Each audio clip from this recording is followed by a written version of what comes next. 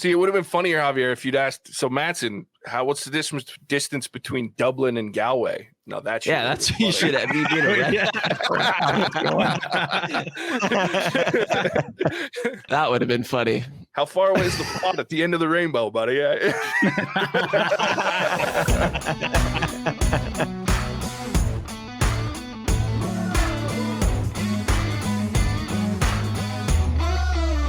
Welcome to the What's Our Verdict podcast. We fashion ourselves cinematic judge and jury. My name is JJ Crowder. I'm here with my co-hosts, Mattson Heiner. Better red than dead. Javier Ortiz. What is up, my nerds? And Ian Anderson. Some shit. We appreciate your help growing the podcast. Hit that follow or subscribe button. Tell a friend about us. Go check out our website, whatsourverdict.com, where you can listen to all of our episodes. You can also sign up for our newsletter, which will send out exclusive content and updates. Pick up some sweet, sweet merch, and you can also interact with us, which we love. The question we always ask, if you ever find yourself wondering if you spend the time, money, or both on a movie, to help with that question, each week we put a movie on trial, discuss the facts, pass judgment, and let you know our verdict. Today we're reviewing Cry Macho. It was released September 17th, 2021. It was written by Nick Schenk and N. Richard Nash. It was directed by Clint Eastwood. Stars Clint Eastwood, Eduardo Manette, Natalia Travin, Marco Rodriguez, and Dwight Yoakam. A one-time rodeo star and washed-up horse breeder takes a job to bring a man's young son home and away from his alcoholic mom. On their journey, the horseman finds redemption through teaching the boy what it means to be a good man. If you have not seen this movie and you want to avoid spoilers. And don't see this movie. Yeah. Like I said, if you want to watch it and avoid spoilers, now's the time to pause the podcast, go watch the movie, come back, pick up where you left off. If you watched our spoiler-free, you should just listen to us rip on this movie and not go watch it, because it's rather have a burning turd on my front porch than watch this movie ever again. Yeah. Yeah, it was bad. It was bad. Guys, that is time out of our lives that we will never get back. Yeah. That Eastwood stole from us. Man. Yeah. And I blame look, if his track record for directing movies wasn't so fucking good, I would blame him. But it is. He's made such good movies as the director. So I'm going to partially blame the writing and then blame him for even taking this movie on, because it was hot garbage. It was so bad. I'm offended that I watched it. Like, JJ, can you explain to our listeners how Clint Eastwood, does someone come to him with the story and in the script and say, hey, do you want to direct this? How does that process go about? Sure. Now, this is all based on research that I've done. I don't know exactly how it looks, but I know based on what I've read, most directors, what'll happen is they'll know a producer, and they work with, different movie studios, and they'll come to them and say, hey, we want you to direct. Are you interested in directing? And their agents will work just like actors and say, we have this movie. Are you interested in directing? Here's the script. And then they'll read it and decide, yeah, I want to direct it. And then they'll go from there. So you might have some rewrites or things like that. And Jesus, if they had rewrites, then somebody needs to be fired on this motherfucker, because it was so bad. So bad. I mean, I just don't understand, the guy that directed recently, Unforgiven, A Perfect World, The Bridges of Madison County, $1 Million Baby. This guy has unreal movies. Gran Torino, Invictus. He has directed some really wonderful movies. This one, I don't know if 91 years is just starting to catch up to the man and he can't figure it out, because this was shit. Absolute shit. The writing was terrible. And I think that's the worst part. Everything about this movie was bad. Have you guys seen those things online where it's I made an AI watch 150 hours worth of Hallmark movies and told it to make a movie script, and here it is? Have you guys seen those? Yeah. No. The dialogue is pretty similar to those. It's like you just built an AI system and made it watch 150 hours of shitty cowboy movies. And then it's all right, make me a movie. And then no rewrites. They just made that movie. First of all, being here's a 90-year-old man who's going to be his love interest. It's nobody, because he's a translucent walking corpse. Don't you dare, Ian. Don't you dare bring this up. He already answered this question. It's called the Michael Keaton effect. This is and not he just the has same. so much confidence that women are just throwing themselves at him. No. What happened in this movie where they're like, he needs to have a love interest? Like, okay, here are a bunch of old Mexican women, and Clint Eastwood is like, fuck that. Get me a hot Mexican chick. And they're like, okay, here's a 40-year-old Mexican chick. I don't know. This, like, I would rather watch Clint Eastwood, or not Clint Eastwood, Michael Keaton hit on that chick again than watch this. I don't agree with that. Yeah, this was, and I knew this was going to come up. So thanks for bringing it up. Because I knew, I was like, oh boy, this is going to get thrown in my face right now. But yeah, this didn't work for me. Like, it fucking, I mean, here's the thing. Okay. This didn't work for any of us, dude. No. I'm all This for it. only worked for Clint Eastwood. And I will stand by my Michael Keaton comments till the day I die. This shit, though, was really fucking hard to watch. And it's because, like, you have a movie called Cry Macho where this kid, the main character kid, is all about tough. And there are so many things, look, I don't deny, like, Clint Eastwood in his younger days, Clint Eastwood 10 years ago was tough. I wouldn't want to take the fucker on. But I watched 91-year-old Clint Eastwood ride a bucking bronco, and I'm like, now fuck off. That dude's done. I'm like, if you didn't break your back before, you're about to break your back. Yeah. I love when they do the jump cut to him, like his face, it just like, it's just his face. The neck up, he's like, I'm doing it. Like, no. I'm like, this dude's sitting on a chair going like this, back and forth. Oh, God. And he still probably almost hurt himself. Dude, I'm 40 years old. I can't even fucking wake up from a sleep on my pillow without my back hurting. This dude's 91 years old and has worked hard his whole life.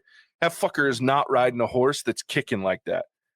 It just isn't happening. Or he's not knocking. Believable. He's not knocking heads back when he punches someone. He's like, "Oh, you hit hard." I'd be like, his hand would have exploded. Like, dude, he can barely make a fist. Yeah.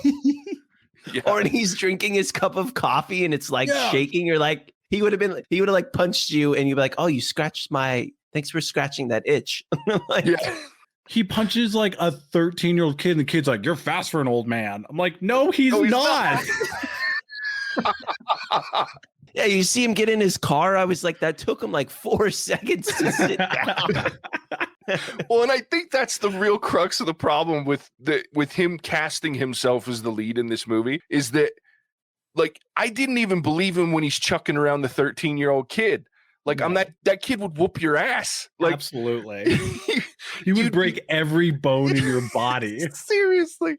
I mean, thank goodness that kid showed the bruises on his back, because if that mob came and grabbed Clint Eastwood's character, they could have touched him and he would have turned to dust. Like, he would have been like Voldemort, just like poof. Just unreal. Also, this kid, I have such a big issue with, because he's like, I've been in the slums of Mexico City for 6 years. And I'm like, you're a little bitch, dude. Like, I have met kids who have grown up in the slums of third world countries, and they are scary. I have had a 13-year-old kid threaten to kill me in Costa Rica, and I believed him. I was like, this kid is going to kill me. This kid in this movie, like, I don't even know how to describe it, but this kid is a pansy. He did not grow up in cockfights, getting the shit beaten out of him by Mexican gangsters. That is not the vibe I got from him. Hey, it's because he drank tequila. Never got sick. Man. Well, it's so bad. Everything about this is so bad. So bad. And let's talk. Okay, so this kid, first of all, the beginning of this movie threw me for a loop, because you see this guy, he's working as a ranch hand, right? He shows up and his boss shit cans him in like the most brutal fucking way. Oh, and that exchange, super bad writing. Because he's like, terrible. You used to be good until the accident and pills. And I'm like, Jesus Christ.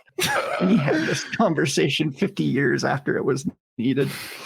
Fucking Dwight Yoakam. Oh God, he's so bad. This whole exchange is terrible. And then they have this moment, and then it cuts, and it shows him sitting on his ass doing nothing. And then he comes to him right after he fired his ass. He comes back to him for a favor. I'd be like, you can go fuck yourself, favors. It was a year later. Still.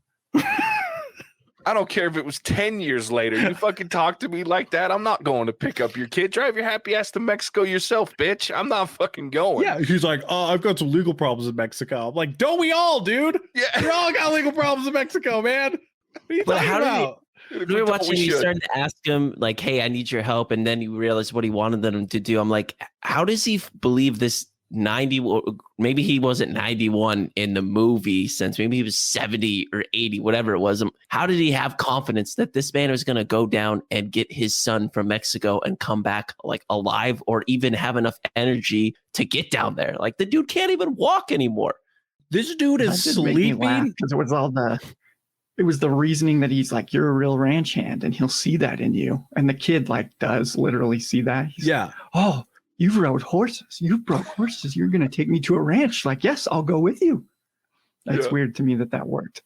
Yeah. You're telling me that you grew up in the back alleys of Mexico City and you just go with strangers because they tell you they've got a horse? Come on, dude. He doesn't trust anybody, Javier.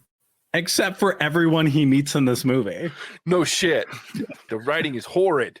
Well, and then let's talk about the mom. So the whole thing is there's issues with mom abusing. This is like, first of all, okay, all you had to do was say that the mom's friends beat the shit out of him. But they didn't just stop there. Like, they made this woman the most promiscuous thing on the planet, to the point that she's twice tries to sleep with 91-year-old Clint Eastwood, when she's got 2 bucking Broncos living in the same house as her bodyguards. Like her bodyguards are there. Why would she, if she's that hard up for sex? Great, she's a sex addict. Okay, fine. But why would she choose him over the 2 guys that she's got that's basically living in her house? Like, I just don't understand. Like, it didn't make any sense. I'm like, there is no sense to be had in this situation. JJ, I have the answer. Small dicks. But at least they work. Yeah, dude, it's not the size. How you use it. He can't even use his. And even if he's supposed to be 70 in this movie, the shit's still gonna have problems. Yeah, dude. His cock is not macho. And this is 1976 or whatever in this movie, so Viagra does not exist. Oh. Yeah, bro. I don't. Yeah. When I don't she get. started What did undressing. they do? What did you do? What did you do in the 70s if you couldn't get up? What did you do? You didn't have sex. Like a man. Intercourse. You found Dude, other ways to please her. I'm so glad that I'm alive today and will be old later. I can't. So, Well, Dude, here's the by other the thing time with- we're old, we'll have like a robotic one. Yeah, You exactly. know, like a retractable It'll be one. controlled by AI. Like, it'll just know. We're gonna like stem cell grow a new one for you, Mattson. And not to mention, this guy's 91. He'll break a hip before he gets off. He'll break a hip getting onto that bed, dude. Seriously. Yeah. That bed was. That's the other reason the horse, I had a problem with the horse thing. How's he get up there? I have a hard time getting on a horse. Even when I wasn't fat, I had a hard time getting on a horse. Like, there's no fucking way. I have no Because problem. he's country strong. Fine. I have no problem. But Clint Eastwood is not country strong. This dude that actually worked on a ranch for most of his life might be, but Clint Eastwood is not. Not a lifetime Hollywood actor. Yeah, he plays a ranch hand on TV. He wasn't actually one. Come on. Well, it just doesn't. When they show him the couple of scenes of him drinking coffee and it was like laborious for him, that's what really, I was like, they're trying to tell me he can do all these things, but he can't drink a damn cup of coffee. So this doesn't really work. He could barely walk, dude. Did you see him walking? And like, do you see him like trying to look under that car when there was some leak or whatever? I was He got down there pretty fast. I was surprised. Dude, I bet you that was sped up. But he didn't. You know what they didn't show them? Him getting up from that. Because it was. Man, they probably had to stop recording. They had to stop shooting after that so we could freaking see a chiropractor for the next 6 months. Well, and I Hey, mean, it Javier, makes me. I was gonna say, how far away is Mexico City from the border? Like, is it? It's I don't, far, I'm pretty sure. Sorry, I don't know why I asked you that. Yes, you do. Yes, you do. He was talking I know about everything about. He was every talking about Costa Rica, and I'm stupid. Javier, I'm really sorry. Where everything is. I'm assuming it's like 5 or 6. The reason I asked is probably like 5 or 6 hours. It felt like they were driving from like the tip of South America or something, and we're never getting anywhere. And all you have to do to evade the cops in Mexico is drive off the side of the road, and they're not going to see your dust cloud, and you're going to be fine. Yeah. Well, let's see. Where was he driving in from? Which part of Texas? Yeah, I don't even know if we know. I don't think it ever said where he was coming from. Just Texas is all they said. Okay. Well, let's say it was San Antonio, I guess. Sure. Let's see how long that would take. It was real convenient when Clint Eastwood said, we're going to lose these guys. And there happened to be that break in the road that they could drive off on. And that there was no 15 hours from San Antonio to Mexico City. All right. That makes me feel a little better. And they did it in like 2 days because they were in no rush, apparently. Well, dude, okay. So here's another issue. The kid steals a car from this one town that they're in. Borrowing it. That's what they do. Yeah. It was just left here, so no one wants it. They lend. In Mexico, they lend. So I think he said it like 4 times. We just lend. It's just lending. Yeah. We do it all the time. They lend, I lend, we lend. Yeah. Yep. Those are the. Yep. Then they drive to this little town, sleep in the church, shrine, something like that. After the weirdest lecture that the kid could give you, man. Yeah. We can't sleep in here. Sleep. It's the Virgin Mary. Also, fuck religion. Yeah. Like, okay, dude. Well, you kind of have to pick one. Not to mention, it goes back to, okay, look, dude, you just said that you grew up on the tough streets of Mexico City and you give a shit about sleeping in a church. Come on. It's not even a church, dude. It's literally a shrine. Yeah. The thing only exists to bring offerings to it. So they get to this little town and the car breaks down. There's cars in that town. Yeah, let's just jack another one. What stops you from jacking another one? Like, I can't. Okay, so they stop and they go in and they have dinner, and all of a sudden, old man River is attracted to the owner, and she's attracted to him. And I'm like, this is really happening, and I'm never gonna live down the Michael Keaton thing after this movie.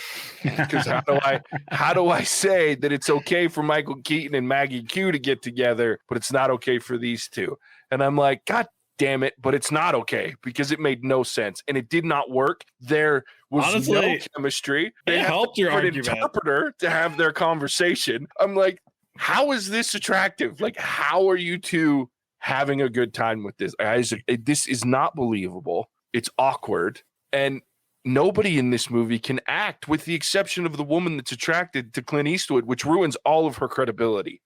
Yeah. You know what problem I had in this town? Is you have the deputy sheriff or whatever that's all like stalking them and like harassing them. And then he walks up to them and he's like, where are your papers? Who are you? Do you have a license?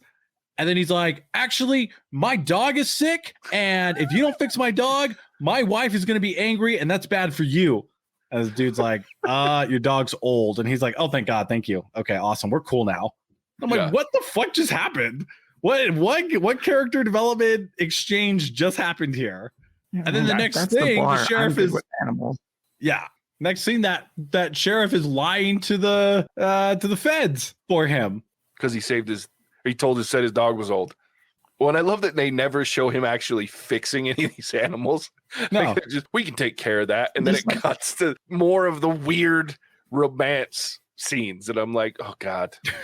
That part with like the lamb, right? That got attacked by a dog. Yeah. He's like, wow, this is not good. And the kid's like, he says it's not good. And then I'm like, that's the only part that you translate. And then he like keeps poking the wounds and he's like, but it'll be okay. And the kid's like, but he says it'll be okay. I'm like, if I'm this lady, I'm like, which is it? Oh my gosh. I don't get it. There's no character development whatsoever. Like, and then the moments where I want to be okay, like I saw potential in where they were at in the little town. How they got there, why they stayed was stupid as fuck. But the things that happened in there were okay. Like I liked the guy teaching the kid how to break horses and work with horses. I liked that. But then they would ruin those moments with shitty dialogue in between and after. I'm like, fuck. I'm not a horse trainer. But I feel like taking a wild horse and just slapping a saddle on and just cinching that sucker up is like not the right way to do it. No, not at all. The only person that was capable of doing it was the guy who said, he didn't know how to do it. Like, he has a better chance of breaking that horse before this kid or Clint Eastwood does. Yeah. That's definitely for sure. I think one of the biggest problems I had with this movie at the end is Clint Eastwood's character allows himself to let that kid go to his dad, knowing, hey, he is basically just being used as trade bait in a sense, and him knowing the life that kid could have just stayed there and in that town in Mexico and probably been happy. And I don't know. I don't really like the way it ended because it felt like the kid was going to kind of be screwed over by a dad who didn't really care about him. And then Clint Eastwood was like, all right, peace. I'm going back to this little town. Like, good luck.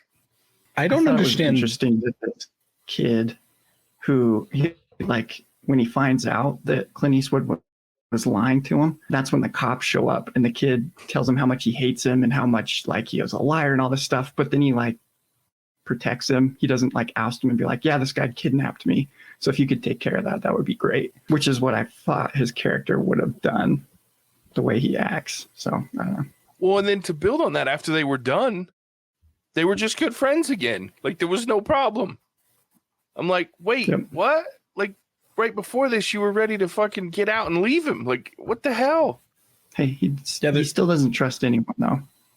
There's no conflict resolution. There's just conflict and then just ignoring the conflict. Yeah, it just magically disappears. Yeah.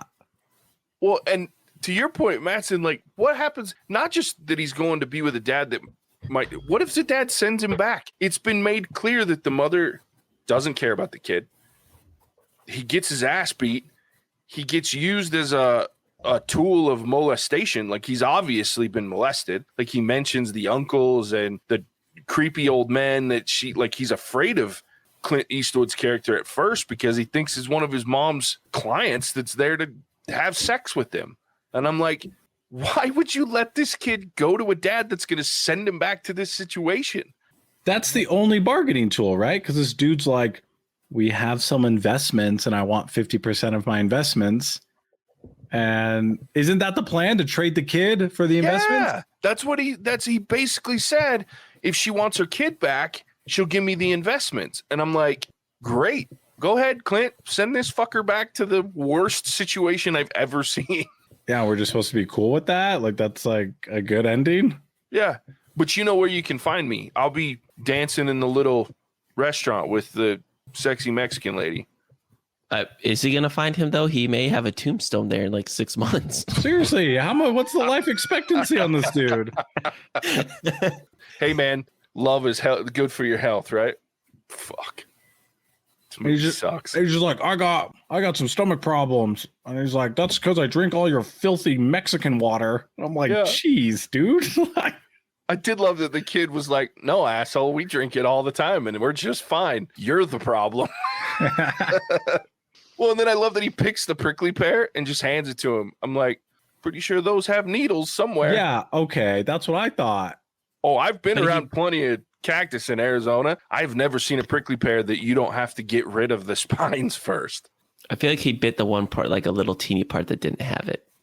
But I don't know. I thought they were like really tiny, right? I thought it was just a bunch of tiny little thorns. Well, so there's two different kinds of prickly pear. There's prickly pear that have these big, giant, like inch-long tines, and then there's ones that are even worse. I'd rather have like 8 of those in my ass than these. They have these little ones that look like almost like Velcro, hairs, right? The soft part of Velcro, and those little bastards get in your skin and you can't see them. You'll bump it and go, ooh, fuck, that hurt. And then 2 days later, your arm is on fire where you got it, and you have to like put like duct tape and shit and rip it out because you can't grab them. They're like embedded in your skin and you can't see them. You just get this rash where they're at. I hate that. So you have to like put like duct tape and rip your arm hair out along with all your can we get you to do that? And oh no, I've done it. Fuck that. I'm never doing that again. If you watch a scary movie like Candyman, we'll get JJ to do that. No. JJ's gonna watch General Conference with me.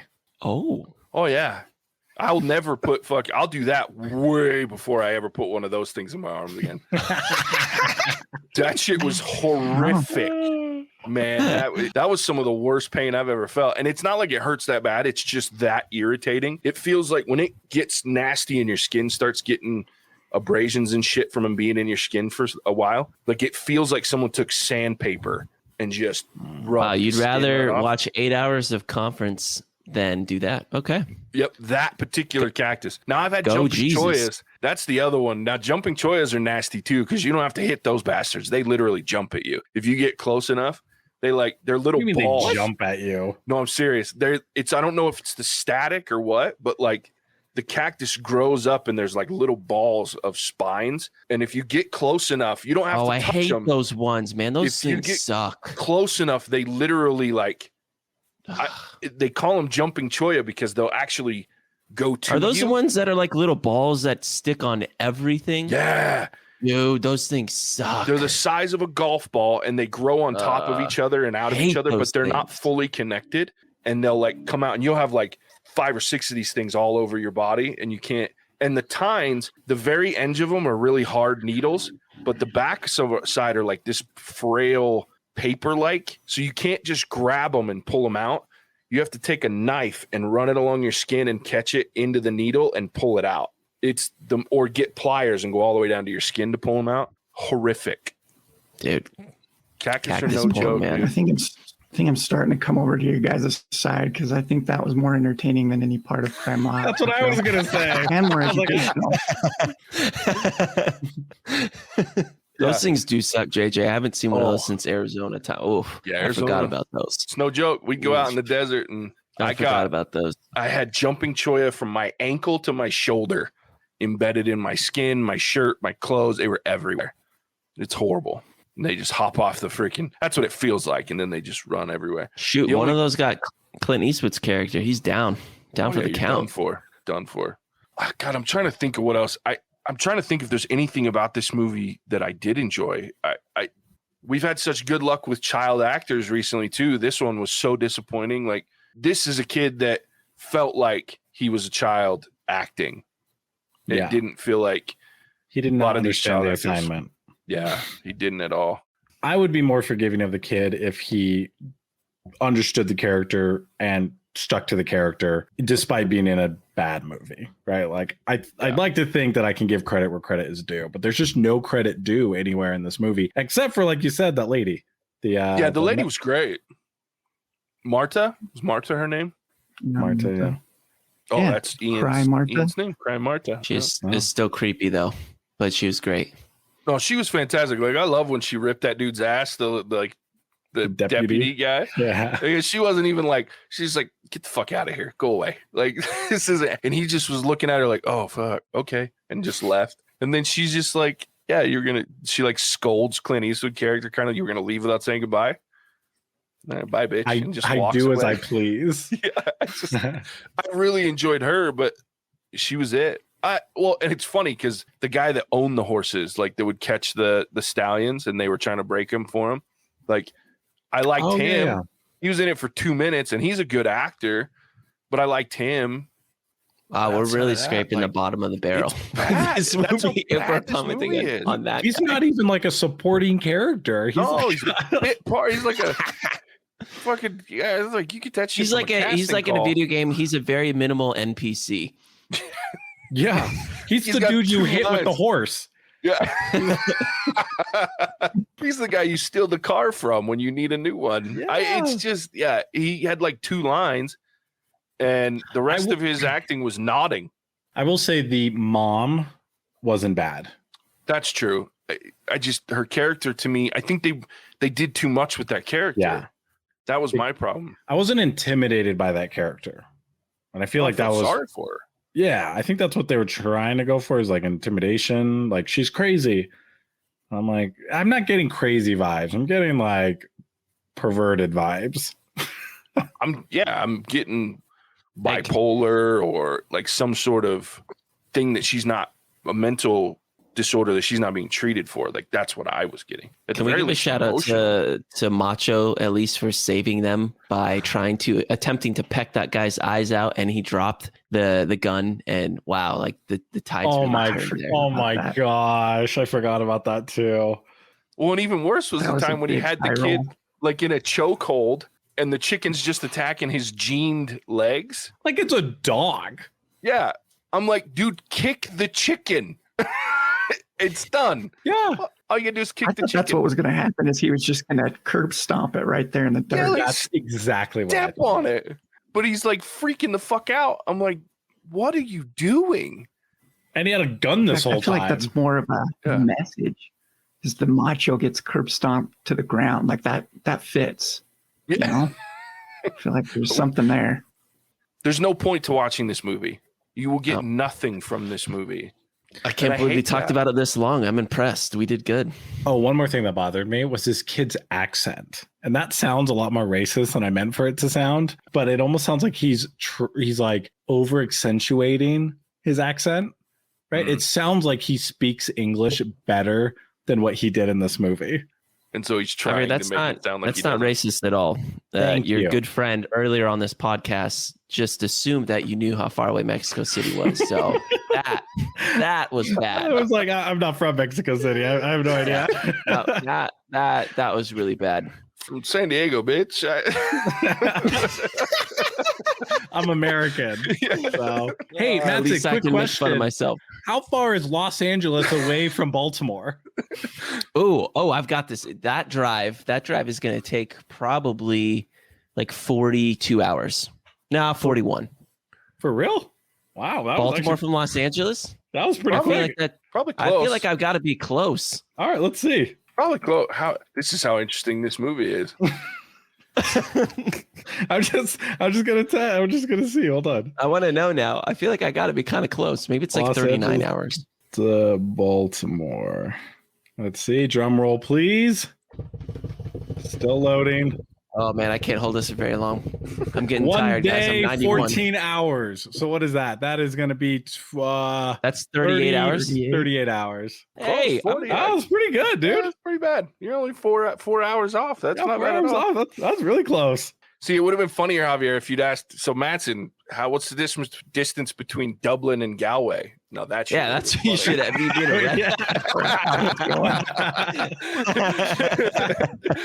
That would have been funny. How far away is the plot at the end of the rainbow, buddy?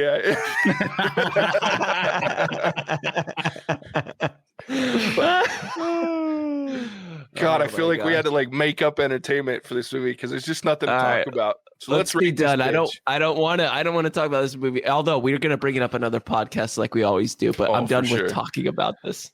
Yeah, I'm gonna talk about this movie. Okay, Ian, you're going first, dude. Because we cannot let you be peer pressured. I know what I'm scoring this motherfucker. So what is your rating for this terrible ass movie, Cry Macho? I just have to ask Javier what he'd rather do than watch this movie. Because this one, I feel like, has to be pretty heavy. Dude, I would rather freaking train a rooster for cockfights and watch it get killed by a kid who then names his rooster Macho. Oh, that's funny. I'd rather try to survive in Mexico City as a homeless child. Wow, okay. I'd rather throw Javier in a jumping cholla than watch this movie again. I'd rather throw Javier a lot of places than watch some of his movies. Excuse me. I feel like, again, I don't have super strong feelings about this movie because I obviously didn't pay much attention to it. But there's better Clint Eastwood movies. Like, go watch Gran Torino, go watch The Mule. He's had some all right ones that have come out recently. I feel like there was some other, I don't even know what to say about it because we've pretty much talked about everything else under the sun but this movie, this podcast recording. So I won't beat a dead horse. I'm gonna go with 0.5. I don't know. Does that feel like I feel like I'm still being generous, but that's okay with me. All right. I like it. I don't know what I'm listening. 0.5. Mattson. I just had to do a quick lookup to see what I rated our worst movie ever, being She Dies Tomorrow. I gave that movie a 0.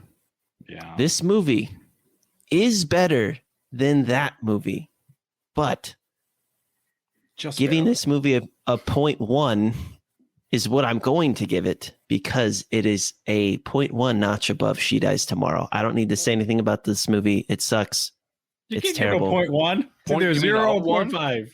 I can't give 5. Fine, it's a 0. If I can't give a 0.1, it's a 0. No, you're half or you're nothing. We're on the half sales. Half all scale. right. But it is better than She Dies Tomorrow. Because I tried to give a movie a somewhere in between, and you guys crucified me for it. Yeah. No, I was right. like, what? 0.1? We did. No, so I tripped myself up right there. But with the caveat that it's better than She Dies Tomorrow. Yes. All right. Javier. But She Dies Tomorrow is shorter, though, so I don't know. It's rough. Dude, like She Dies Tomorrow is such a god-awful movie that I like. This is better. And I think it's half a point better. So, like, would I rather watch this or She Dies Tomorrow? I'd rather watch this one. Like if I was in North Korea and they let me choose what they're going to torture me with. Dude, I don't know, man. I honestly don't. I think I'd pick She Dies Tomorrow because it was so quirky and weird and shorter. That's the key for me. Like, I'm done sooner. That's true. You are very sensitive to length. Mm-hmm. Yes. That's what she said.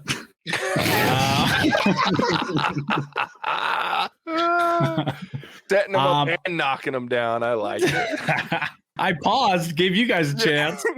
Nobody took the rebound, you know? Okay, I'm going to give this a 0.5 because I think it's better than She Dies Tomorrow. But this is seriously one of the worst movies that we've watched.